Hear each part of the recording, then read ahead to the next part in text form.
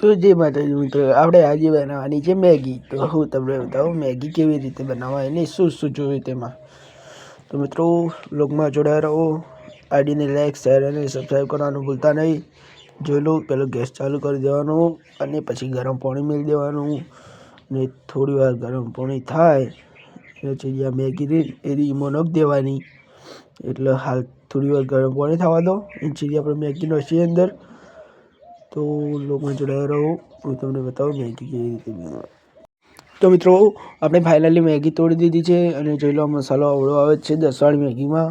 અને પછી પાણી ગરમ પણ થઈ ગયું છે તો નાખી દઈએ. તો નાખી દીધી મેગી અને હવે ઘણી વાર હલાવી દઈએ. જોઈ લો ચમચીથી હલાવી દેવાની મેગી ને હવે ઘણી વાર ઢોકી દેવાનું. તો આપણે ઢોકવા માટે બોલાવી દીધું છે. તો ઘણી વાર ઢોકી દેવાનું અને પછી ઘણી વાર રાહ જોવાની અને ઘણી વાર ચડી મસાલો પણ નાખી દેવાનો.